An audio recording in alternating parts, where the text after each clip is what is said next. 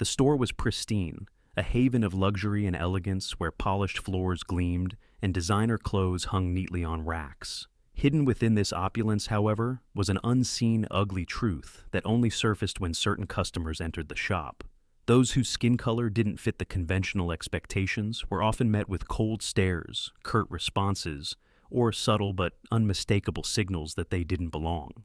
For years, the store's leadership had remained unaware, but the day of reckoning was closer than anyone suspected.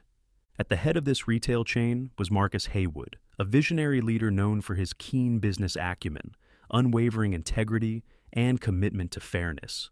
Marcus had built the company from scratch, transforming a single boutique into a national symbol of luxury. Yet, rumors of racial discrimination within his stores had surfaced recently, unsettling him deeply. While these reports were inconsistent and vague, they troubled him enough to consider a more direct approach. He couldn't ignore these whispers any longer, and he knew that, as the CEO, he had to take action.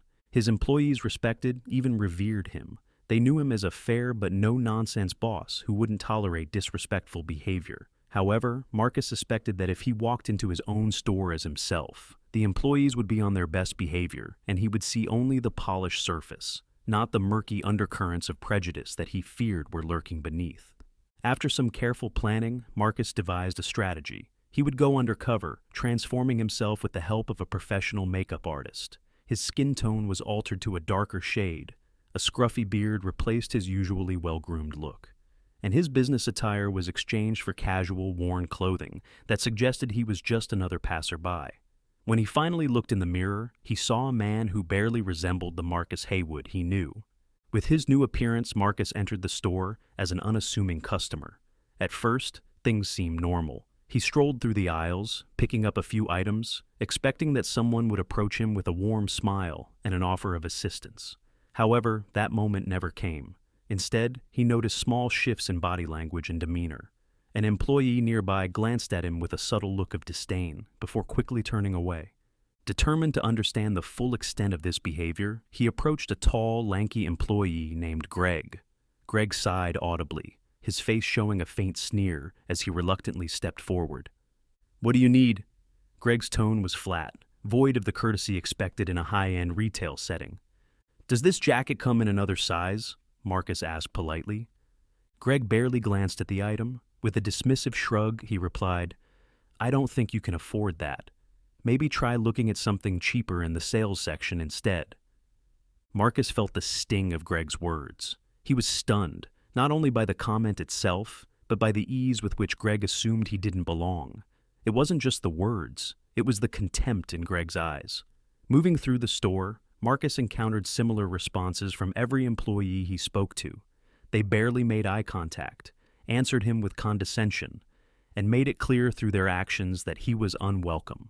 The final blow came when he approached the register to make a small purchase. The cashier, a young woman named Lila, took his money with barely contained distaste, handling it as if it were something dirty. At that moment, it was clear to Marcus that this wasn't an isolated incident. It was a pervasive culture, hidden under the store's gleaming facade. After a few deep breaths to gather himself, Marcus returned home and removed his disguise. He spent a sleepless night replaying the events of the day, grappling with a mixture of sadness, anger, and determination. He had dedicated his life to creating a place where everyone could experience beauty and elegance without judgment. Now, that dream was tainted by the prejudice he had witnessed firsthand. The next morning, Marcus arrived at the store, dressed in his usual sharp suit and polished shoes. His presence commanded respect, and the employees immediately straightened, unaware of the storm that was about to break. "Everyone, gather in the back," he announced calmly but firmly. The employees exchanged puzzled glances as they followed him, sensing the seriousness of the moment. Once they were all assembled, Marcus began. "Yesterday I came into this store as a customer, not as your boss, but as someone looking to shop here." A murmur of confusion passed through the room. Greg shifted uncomfortably while Lila looked genuinely baffled. Marcus continued, his voice steady. "I was disguised as someone you wouldn't recognize. I experienced firsthand what it feels like to be treated as though I don't belong here." A tense silence filled the room as Marcus described the events in detail. He recounted the dismissive tones, the lack of eye contact, and the condescension he had received. He didn't name names, but everyone knew who he was referring to. His words painted a picture that left no doubt about the attitudes he had encountered. "I'm not just disappointed," Marcus said quietly. "I'm angry. Angry that this kind of behavior exists in my store. Angry that some of you think it's acceptable to treat people differently based on the color of their skin." The weight of his words settled heavily on the room. Greg's face turned pale, and Lila looked down, visibly ashamed. "But saying sorry isn't enough," Marcus added, his voice unyielding. "Apologies won't erase the pain caused by this prejudice. From today on, things will change, and it starts with you understanding the impact of your actions." The employees exchanged anxious glances as Marcus announced his plan. Each of them would undergo the same transformation he had, and they would face the same treatment they had been dishing out. This time, they would walk in someone else's shoes. The following day, Marcus arranged for each employee to be transformed with makeup and wardrobe changes. One by one, they emerged, looking at their reflections with a mixture of fear and disbelief. For the first time, they would be venturing out into the world not as themselves, but as individuals of a different race. Marcus accompanied them, observing from a distance as they entered various stores, restaurants, and establishments. Greg, who had once dismissed Marcus so easily, was now ignored in a store for nearly 30 minutes. When he finally managed to get someone's attention, he was met with an icy look and a curt response.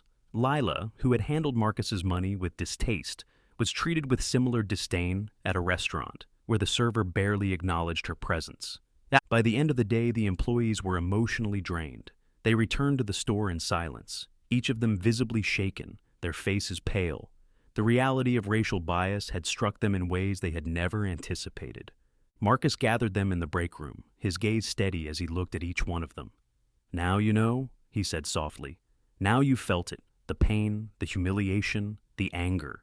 This is what you've been putting people through every day, and this stops now." Greg stepped forward, his voice choked with emotion. "I'm so sorry. I didn't realize. I didn't understand." Marcus nodded, his expression softening. "It's not enough to be sorry, Greg. We need to do better. All of us. And I'm going to help you get there."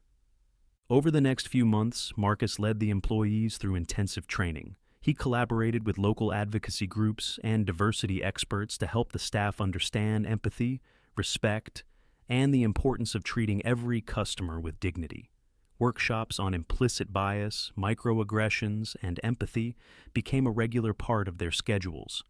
But Marcus's vision extended beyond his own store. He wanted to create a ripple effect, one that would touch the community and spread change throughout the entire city.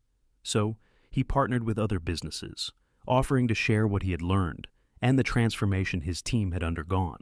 As the months turned into years, Marcus's mission continued to grow. His employees, once blind to their own prejudices, became advocates for equality. They worked with local organizations to root out discrimination wherever it appeared, using their experiences to educate others. Derek, who had once been so resistant, now spoke at community events, sharing his own journey from ignorance to understanding. One evening, as Marcus sat in his office, he looked over the reports. Nearly every business in the community had undergone some form of diversity training, and the impact was clear. Customer service had improved, and discriminatory practices were being challenged. He knew the journey was far from over, but he felt a deep sense of pride in what they had accomplished. In a final meeting, Marcus addressed his team, now united by their shared mission. "We've come a long way," he said, his voice filled with emotion. "But this is just the beginning. The fight for equality is a lifetime commitment, but we've shown what's possible, and that's something to be proud of." Greg stood up, his voice confident and humble. "Thanks to you, Marcus, we've learned that change is possible, and we're going to keep pushing forward, one step at a time." As they left the meeting, Marcus felt a profound sense of hope. They didn't have all the answers, but they had something more powerful, the determination to keep fighting for change. And sometimes, he realized, that was enough to make a difference, enough to change the world, one step at a time. As the years went on, the impact of Marcus's efforts continued to ripple across communities, reaching far beyond the walls of his retail chain.